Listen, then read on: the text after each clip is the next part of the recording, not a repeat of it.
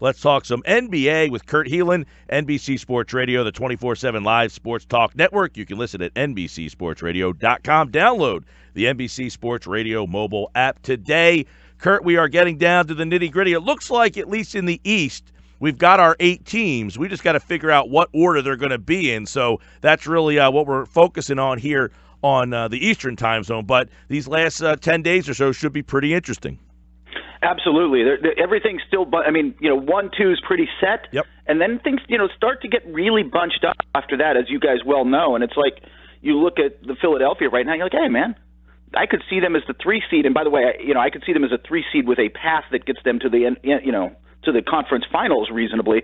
Or, they could slip a couple of games and then suddenly it's the 5 seed, the 6 seed, and you're not at home. It's just so tight. Yeah, and a lot of that last night, a little scare with Joel Embiid going down. A facial contusion is what they're calling it. No concussion symptoms, but who knows? They're usually uberly, sensitive with him. They do play the Hawks coming up on Friday, so there could be a good opportunity to maybe sit him down. But really, 8 straight for the Sixers, and as you just mentioned, if they get into that number 3 spot, would you take them as a legitimate threat to make it to the conference finals?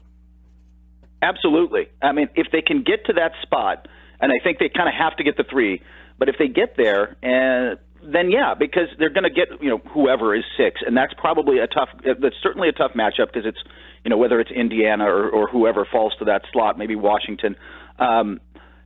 Look, that's not an easy round, but it is a round I think the Sixers with a healthy Embiid have a shot at, have a legitimate chance in, and then you get especially the Pacers, who I'm just not as sold on being built for the playoffs as much as Victor Oladipo's been great and Nate McMillan's really coached that team up this year.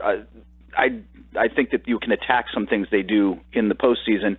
Then you get to the conference finals and you might get Boston. You either get Miami or whoever beats Boston, or you get Boston, who's banged up as heck right now, and might be able to get Marcus Smart back and might have Kyrie Irving back, but suddenly like I said, you can just see the path to the conference finals if you can avoid Toronto. If you can set it up so Toronto and Cleveland have to play each other in the second round. Yeah, and I know Dario last night initially said, we don't care who we play, but we don't really want to play LeBron James. Do you still look at Cleveland as the clear favorite in the East? Because it sounds like, as the days go on, people still having a problem giving Toronto maybe they're just due, but it seems like until they prove people otherwise, a lot of people look at them like they did that 60-win Hawks team a couple of years ago. Yeah, to me, they're kind of co-favorites. I'm higher on Toronto. Let me put it this way. I'm higher on Toronto than some people, but more than that, I'm just not that high on Cleveland. But we'll see. LeBron has that ability to lift everybody around him up. They obviously will have Kevin Love back by then. They will have all those pieces healthy, but that's still a just flat-out terrible defensive team. They're just bad, and all the new pieces make them more athletic, but they're not cohesive at all yet. Their offense is really good, and I don't know if that's enough to push them past Toronto. I know they beat Toronto in that game a couple nights ago, or a couple weeks ago, I should say, a week ago. But back-to-back for Toronto on the road, 3rd game in 4 nights, and that was as poorly as I've seen them play. I think that they're a better team. I know those teams match up soon in the next week or so. I'd be more curious how that one goes. Now, Kurt, for our listeners who are in that group of people who say, Toronto, we've seen this act, it's really the same group of guys, why are they different? 2 things. They're defending better, which is the key to all of it for me. Like they didn't defend well against LeBron, and it's really tough to defend that LeBron team with 4 shooters. When the problem for Toronto, honestly, is the matchup with Cleveland. I think that this is one of those weird situations where I would argue Cleveland is the better.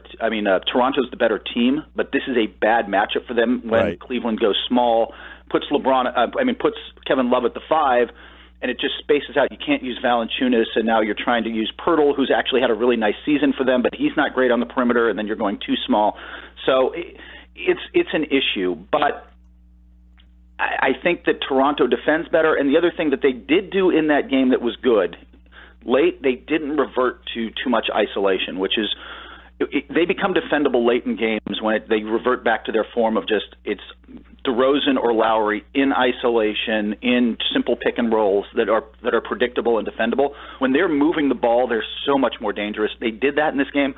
I think in a series where they're more rested, if they keep doing that, they'll score enough to win. Well, and then, again, it comes back to sometimes the stars, and DeRozan has kind of changed his game or evolved his game a little bit. Is a better DeRozan a big part of why we believe in them more?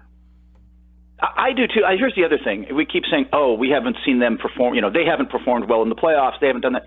I think some of that's just kind of fluky, like bad luck. I don't know that there's a thing there as much as they just didn't have good series, and that happens in certain matchups against certain teams. But they're due for one. Like if you ask people in Toronto, like, man, this is the year. This is the year that they're due. They're ready for this stage. There's not going to be any problems. And again, you get them up against Cleveland. There's not a lot of guys on that. Who do they have on that? George Hill's an okay defender. He's a little older, but he's not bad. LeBron is obviously an elite defender when he's focused. And then there's not. Then there's guys you can pick apart, and I think that they can get matchups and setups and switches and do things that they like that will get Lowry and DeRozan going in a way they haven't. And if they're sharing the ball and if they're sharing the ball and other guys are knocking down shots, they become really hard to beat. The NBA playoffs, April 14th, right here on 97.3 ESPN. Kurt Helin from NBC Sports Radio, NBC NBA joins us here. And then there's Boston. They've won 5 in a row. They hit the jumper last night. Jaylen Brown at 0.3 seconds left. And it's almost like people are saying, well, you got too many injuries to and no one's talking about them. Might be the best thing for them. Yeah, exactly. But they've had so many injuries. Did you get a call-up? I thought they were going to call you up. My Achilles is bothering me, Kurt. Okay. Yeah, then you're going to have to miss some time. But doing that, they went 4-0 on a West Coast road trip. They've beaten Utah, Portland, and Oklahoma City without any of their, without Kyrie Irving, without these guys that they need to have. They are so disciplined, and I think it's a reminder of what a good job Brad Stevens has done building a culture and building that team there, that this team finds ways to win without the only guy who can kind of generate his own shot with any consistency on that roster. You're leading on second-year guy Jaylen Brown and Jason Tatum as a rookie and all these guys, and they're making it work because that team plays within itself so well. Yeah, and then we talk about the top 3, Toronto, Boston, Cleveland. Philly's number 4 right now. Indiana, it seems like a lot of people here are just like, I'd take on the Pacers, but the Pacers have beaten the Sixers 3-1. Now, we know playoff basketball is a little different, but the Sixers, nor the Pacers, really, this group of Pacers, have really experienced a lot of playoff basketball. But from Philly, Indy, Washington, Miami, Milwaukee, any of those teams, can they disrupt the party? Philly's the one with, I think, the best path to get through. I think Washington is the other team that's interesting to me. I'm not sold terribly on Miami. Milwaukee's going to be dangerous in a year when they get a coach with a system, but they're not there yet.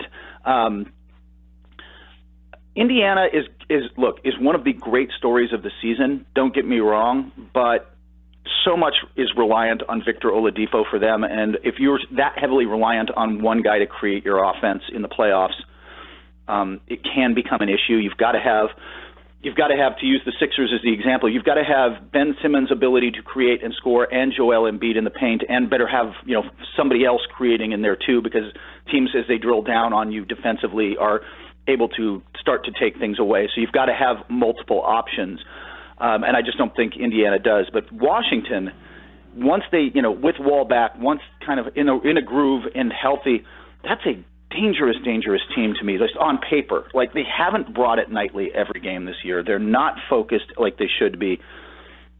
But if they ever get there, that team, if they have a good round and start to get confidence, Bradley Beal's phenomenal. He's been their best player this year. John Wall, it can be all-world, gets them some easy buckets. They can defend. They've got a versatile lineup. They've got better play out of their bench this year with Kelly Oubre. I think there's potential there. It's just we haven't seen it, so it's hard to buy into it.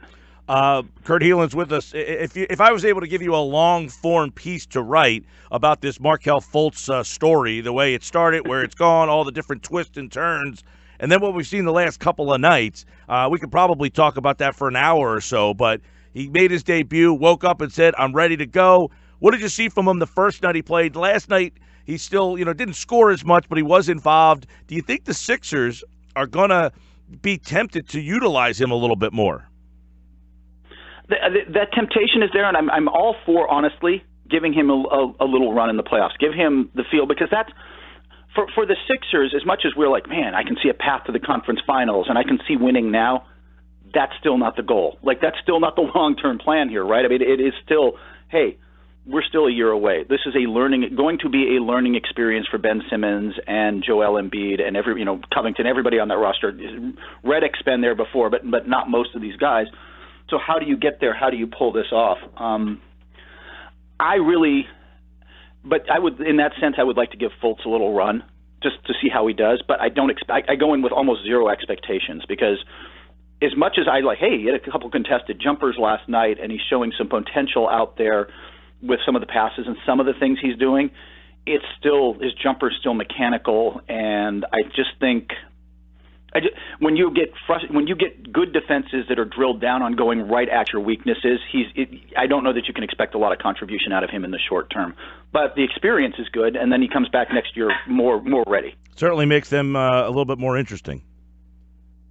Absolutely. Look, he gives them on paper what they've really. When I said, they need another shot creator. He is that guy. He is the guy who can, ideally next season come back and come off. Maybe he does come off the bench. Probably still comes off the bench. We haven't seen that. It's hard to play Fultz and Simmons together until one of them learns to shoot, because then you can't put the two of them out there and mess up your spacing like that. But you bring him off the bench and let him create and almost a James Harden in OKC kind of role, where it's like, hey, we've got these all-stars up front, but let's go. Let's go with this and make it work. That could be really good for him. Yeah, that's interesting.